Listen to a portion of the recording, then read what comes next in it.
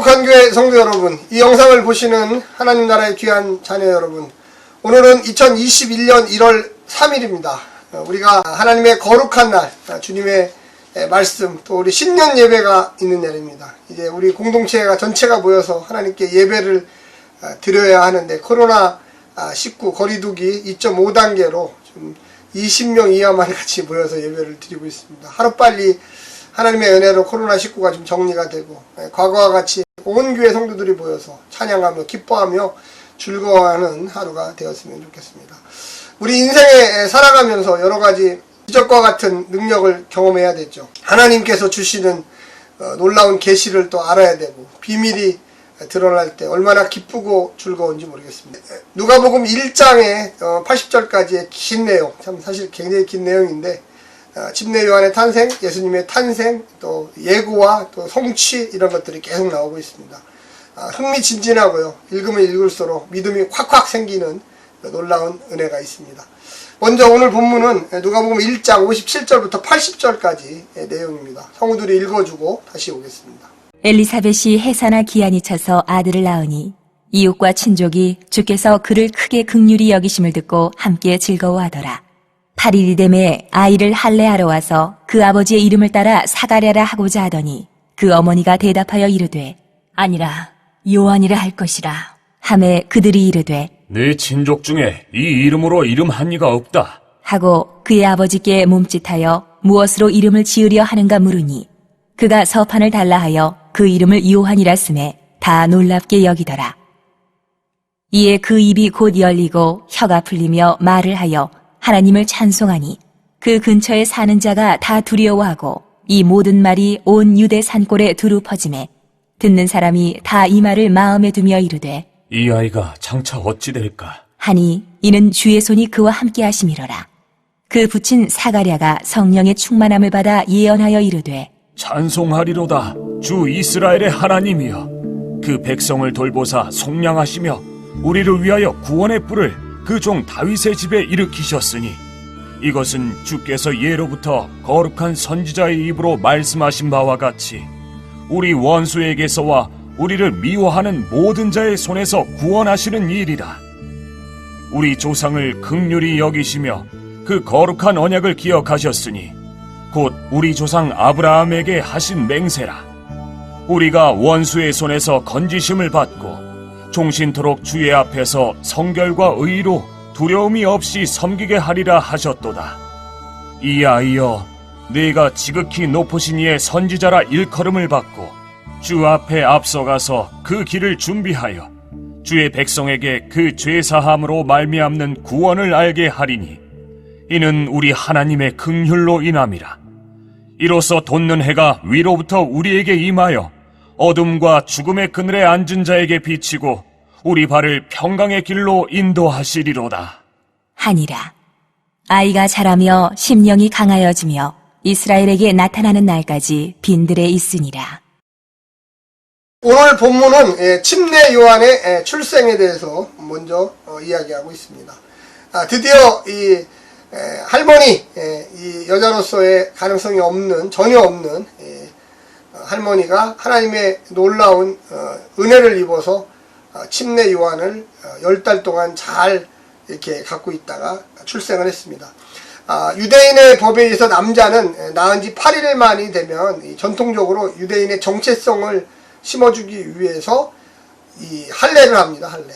지금으로 얘기하면 포경수술 같은 그런 건데, 그래서 너는 유대인이다, 하나님의 백성이다, 율법에 따라 살아야 된다, 이것을 또 특별히 이 침례 요한의 아버지가 이 제사장이죠, 제사장. 그런데 문제는 뭐냐면 1장 18절에서 사가랴가 천사에게 말하되 어떻게 그것을 알겠습니까? 나는 늙은 사람이요 내 아내도 나이가 많으니 말입니다. 이 불신의 말을 해서 천사가 그러면 아이 낳을 때까지 입을 다물어라. 그래서 벙어리가 되어버렸습니다. 그래서 말을 못하는 이런 상황에 처해 있는데, 그러니까 뭐 사가랴가 아버지고 제사장이었지만 할례할 때 무슨 아무 말도 할 수 없었어요. 무슨 흑판으로 이제 간단하게 썼는데, 이때 중요한 것이 이제 할례도 하지만 이름을 정하는 거였어요. 주로 아버지의 그 이제 전통, 그 아버지 가문의 전통에 따라서 이름을 짓지요. 우리 한국 사회에서도 그 돌림자라고 해서 짓듯이 유대 사회도 역시 마찬가지 그 조상들의 그 훌륭한 이름들을 계승해서 짓는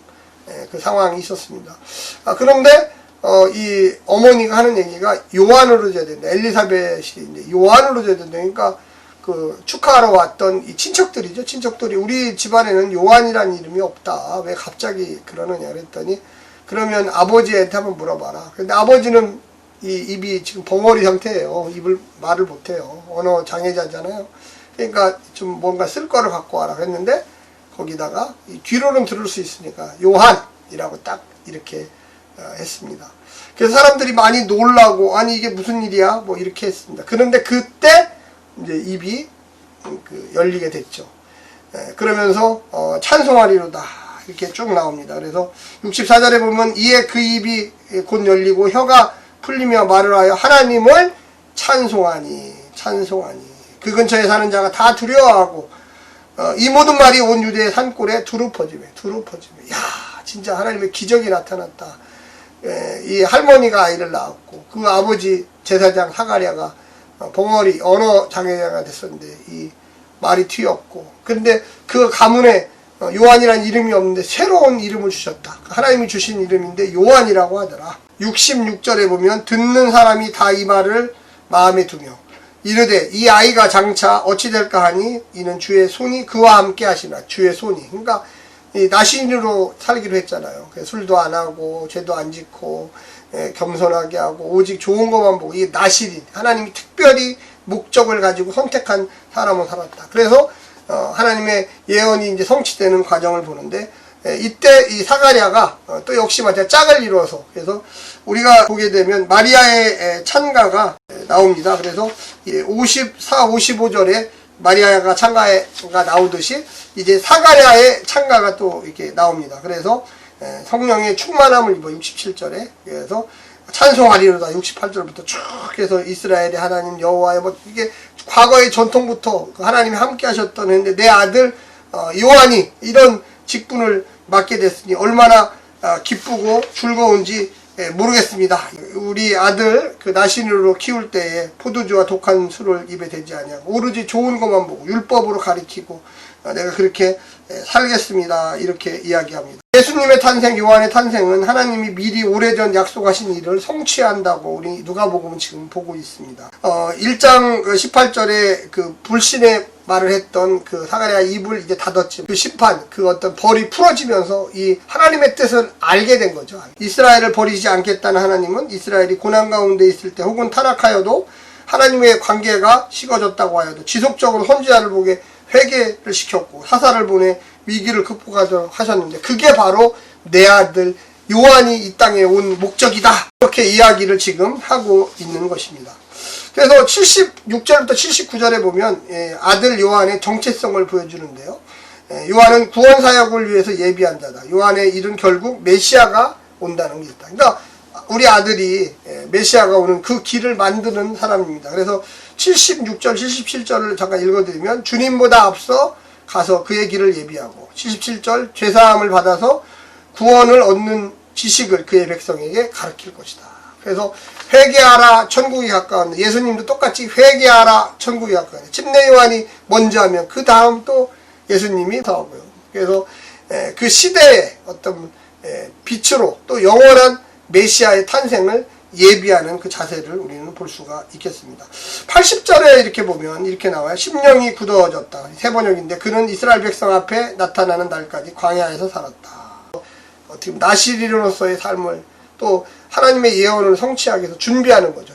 디데이를 기다리는 거예요. 그 때, 카이로스의 때 하나님이 함께 하시는데 왜 아직 그 예수님이 30살이 돼야지 이제 공생애를 시작하기 때문에 그때까지는 이 침례 요한도 준비하고 기다리고 있어야 돼요. 주인공이 나올 때까지 이 보조 출연자는 항상 기다리듯이 우리가 이 요한이라는 사람을 어떻게 봐야 될까? 침례 요한 한 4가지 정도로 생각해 보면 하나님의 국률의 표현이다. 불임인 여인 어머니 엘리사벳의 잉태와 출산은 이 가정을 향한 하나님의 국률이 나타났다. 요한은 이 부모님의 가문의 영광이 아니라 하나님 나라를 위해 드러날 그런 일들을 행할 것이다. 예사롭지 않은 요한의 탄생과 장명은 사람들로 하여금 그의 장래 기대하잖아요. 침례 요한 어떤 사람일까? 앞으로 어떻게 하나님이 쓰실까? 참 그런 이야기. 두 번째는 요한은 하나님의 구원의 의지다.